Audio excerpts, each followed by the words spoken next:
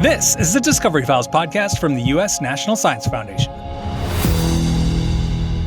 Following from last week's special announcement from the AlphaG experiment, confirming gravity's effect on antimatter, we are joined today by three people who worked on the experiment at CERN. Timothy Tharp is an associate professor of physics at Marquette University. Danielle Hodgkinson is a postdoctoral fellow with the University of California, Berkeley. And Andrew Christensen is a senior graduate student also at UC Berkeley. Professor Tharp, to recap for our audience, could you simply explain the results of the AlphaG experiment? A long time ago, there was a man called Galileo who did a famous experiment off the Leaning Tower of Pisa, where he dropped two objects, one was heavy and one was light, to see which one fell faster. And he saw that they fell at the same speed. And from that, people have learned through many, many experiments that gravity does the same thing to everything, every object, no matter what it's made of, no matter how heavy it is or how light it is. It behaves the same way. It pulls with the same amount of acceleration, the same amount of pull on any object. Well, what we did is we made a new kind of material, which is antimatter. And antimatter is a lot like regular stuff, except that many of its properties are the opposite. And so we don't know how much it's going to be affected by gravity is the same or opposite. And so we wanted to find out. So we took a little piece of antimatter and dropped it to see if it goes up or down. And it's really interesting because if it goes up, we learn something really neat about antimatter. Maybe this is why the world and the universe is made of matter, because the antimatter got all ejected because it went up. If it goes down, that's also very interesting because that means that this famous scientist, Albert Einstein, who developed all of our theories about how gravity works, was right. And so we did the experiment and we watched, and lo and behold, it falls down. And so the result is that Albert Einstein was right, proven once again, as he's been proven right many, many times in history. And this is incredibly fascinating because it's a test that's never been done before with a material that hasn't existed until we made it.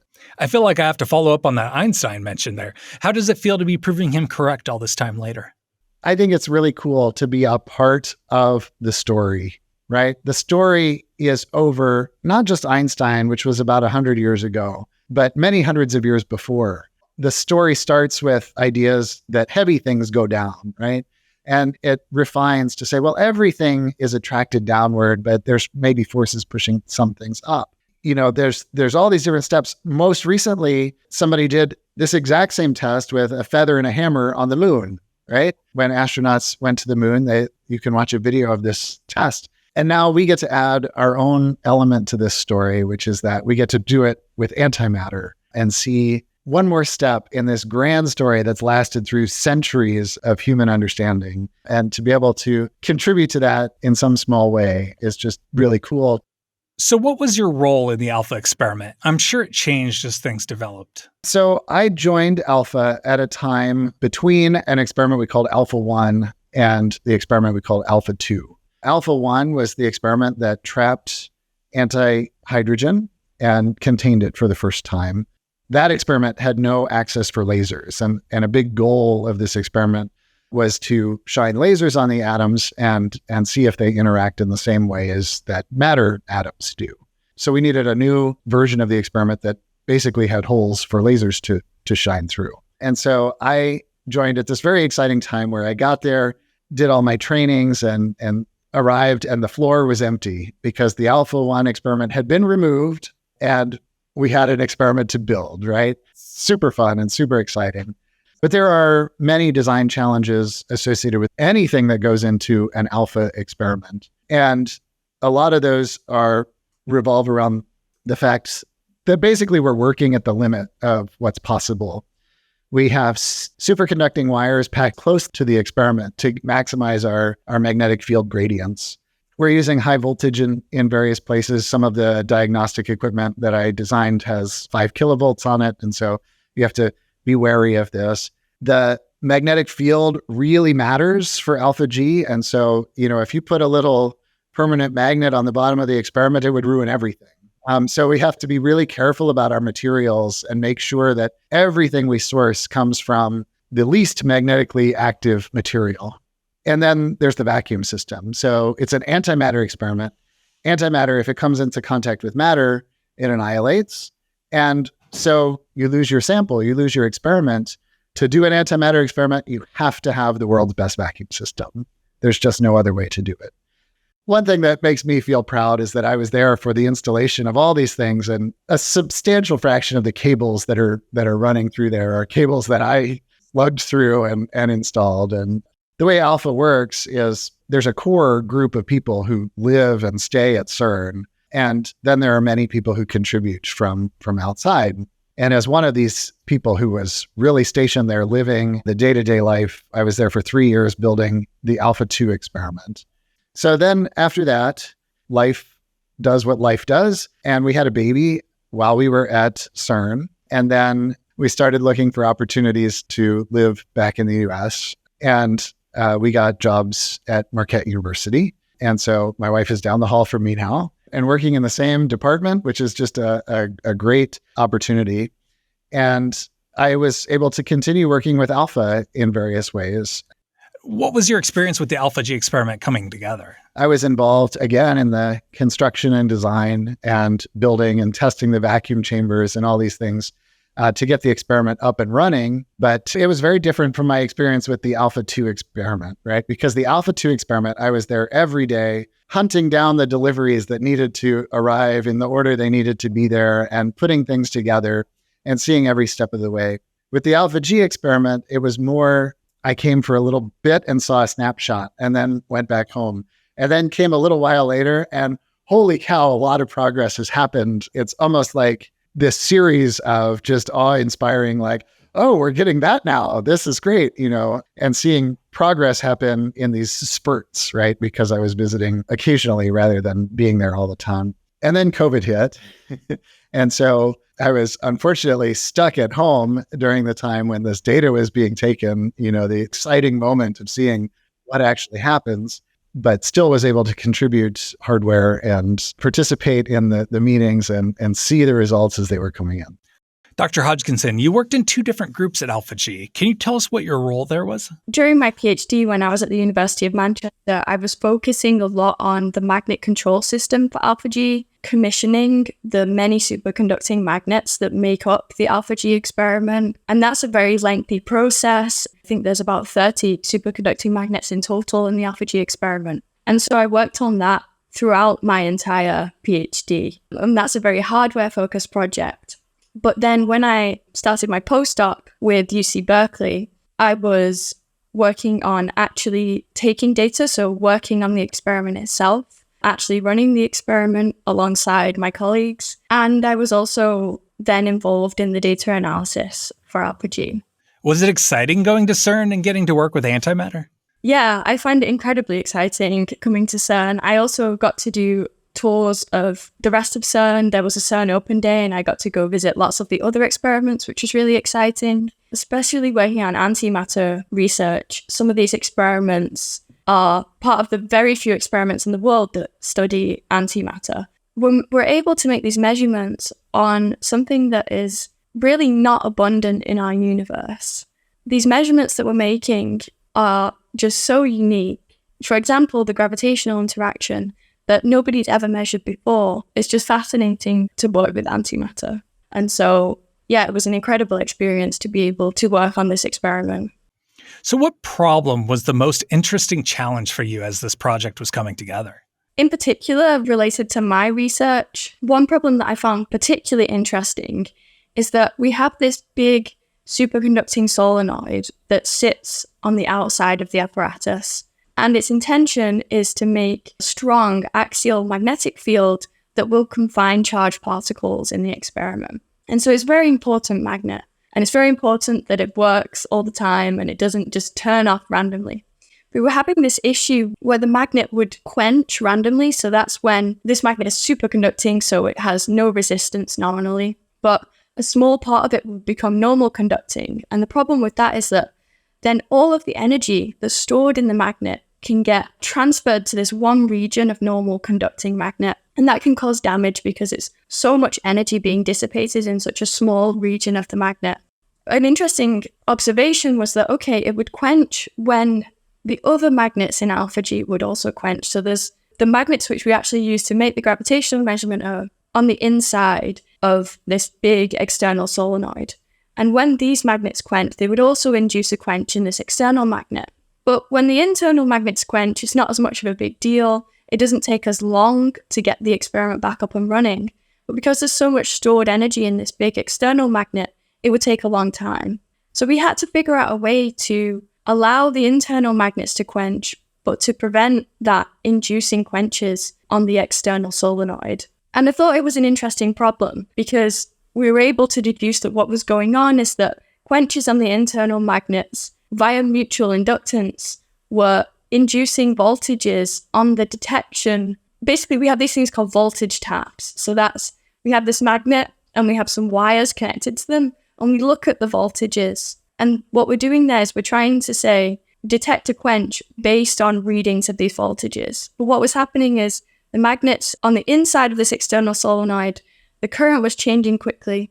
Mutual inductance was causing voltages to be seen on the voltage leads of the external solenoid, and it was accidentally detecting quenches. And then we were able to revise our control software to detect these quenches just based on current readings on the internal magnets. So I thought that was a very interesting problem to solve. Andrew, was it exciting for you to go to CERN? Oh, it was definitely really exciting for me. And it still is really exciting for me. I think one thing I particularly enjoy about CERN is meeting people from other experiments. And I've really learned a tremendous amount of physics from just talking to other people about what they work on. It's really a hub of some of the most important physics work in the world. But working at Alpha in particular is also really exciting. It's a high energy environment that kind of motivates you to come up with new interesting things to do. And that's been really exciting and really productive for me. What were you working on with the Alpha G experiment? A lot of my work involves trying to get a small electron plasma to a very particular place in the trap and then doing something to that plasma that's sensitive to electric or magnetic fields. And very often, the electrons don't want to behave the way you want them to behave. So for example, I get my electron plasma to some point in the trap, and then I realize that it hasn't ended up in the center of the trap, it's ended up off to the side. So now I'm measuring not the magnetic field where I want to measure the magnetic field, I'm measuring the magnetic field off to the side. Or for example, I've got this big electron plasma that I take the small electron plasmas from. Sometimes that one is also not in the center of the trap, but off to the side. And then when that happens, it starts going around in circles erratically. It eventually kind of destroys itself. So yeah, these kinds of things. Sometimes small errors in the construction of the experiment lead to plasma behaviors that you don't expect and frankly, you don't want. And so you have to find ways to optimize around that. Speaking of optimizing, what are some of the tools you're using with these plasmas and the antimatter itself? There's several tools that are really used throughout all of physics and probably also chemistry and other kinds of experiments as well. Number one, I would say, is vacuum technology. And there you've got these things called turbomolecular pumps. You've got roughing pumps, also called scroll pumps. You have this phenomenon called cryopumping, where you make the walls of your chamber really cold and that sucks all of the air out of the system. You've got these things called ion pumps that strip the electrons out of the atoms in the air and then also get rid of the nuclei. So yeah, number one is vacuum technology.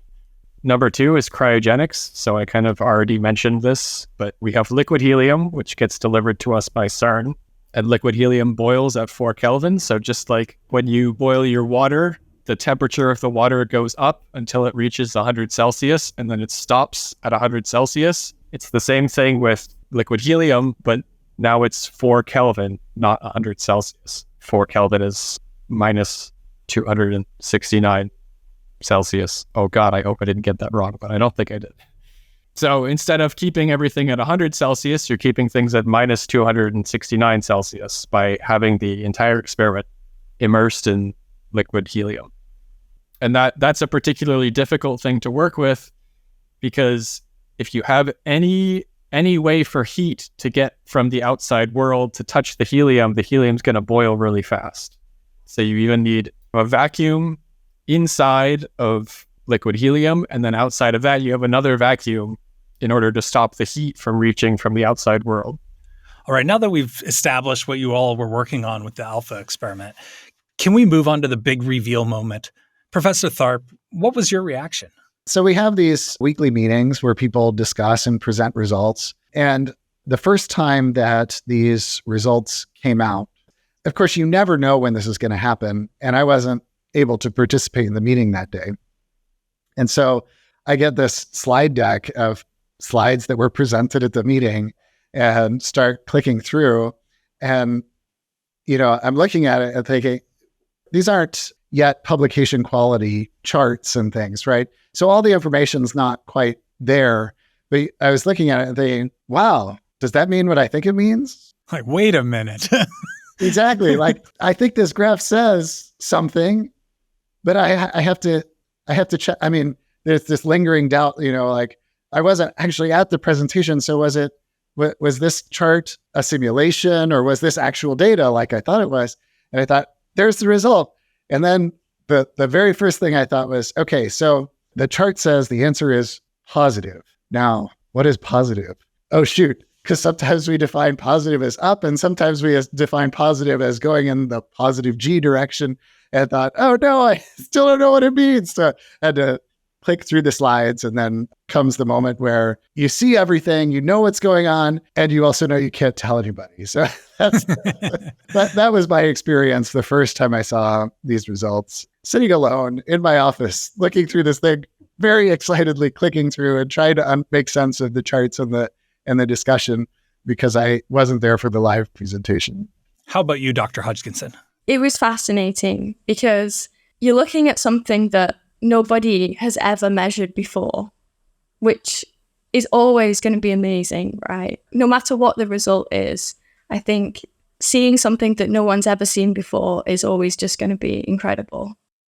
But seeing that result proven for the first time that it's consistent with normal matter and how that interacts with gravity was really rewarding, right? We've worked on this for many years, and to finally get the answer was really incredible. And what was your reaction, Andrew? I think the most exciting moment for me was when we first saw that we had trapped antihydrogen in alpha G. A lot of alpha's older results are in alpha 2, which is the spectroscopy experiment. And there we had been trapping antihydrogen for a long time. But alpha G was really a struggle. So in 2021, we had kind of a failed experimental run. We eventually figured out what the problem was, but our positrons were too hot. And as a result, when we combined them with the antiprotons, they weren't making antihydrogen. And this was a big problem, and we really struggled to figure out what it was. I won't necessarily go into the details of what it was. It's kind of besides the point. But in 2022, the most exciting thing to me was when we first saw evidence that antihydrogen had been trapped. Because that, to me, was the moment where I thought, like, okay, we can probably do this experiment and do this measurement. As we're wrapping things up here, I want to ask you all, what are the next steps for the collaboration? I think the next steps with antimatter are pretty clear, that what we want to do as a collaboration is become more and more precise in the things we're doing, in the measurements we're doing. And there are many ways to get there. That's what we're working on next. We've already begun modifications to the apparatus in order to move towards that goal. For the very next result, it'll be a similar situation, but with more precisely made magnets. More perfectly round magnets, and then other corrector magnets that go around that in order to more precisely control the magnetic field. One thing that's really important to take away from this is that it takes a huge team to make progress like this. You can think back and ask questions like, why was this experiment successful when other collaborations were less successful? Or why did this happen when it happened? I think the human element is really the driving factor here. This collaboration has Jeff Hangst, who's the spokesperson, really driving the ship and making sure that the collaboration stays on task and stays focused on the things that matter. I can't name everyone in the collaboration here, but there are so many who contribute and produce an environment in which people want to work. I think, as a scientist, NSF funding really makes science of this kind possible. My whole scientific career has been supported by NSF, starting from fusion through magnetic reconnection research into antimatter research. And now, as a professor at Marquette, I was funded to do another aspect, which is to look at modeling the plasma physics along the way, producing antimatter. And so I feel that, and that's how science works, right? It works because people want to work together and want to take on these big challenging tasks and find ways to do it. Special thanks to Timothy Tharp, Danielle Hodgkinson, and Andrew Christensen. For the Discovery Files, I'm Nate Potker. You can watch a video version of this conversation on YouTube by searching at NSF Science. Please subscribe wherever you get podcasts, and if you like our program, share with a friend and consider leaving a review. Discover how the U.S. National Science Foundation is advancing research at nsf.gov.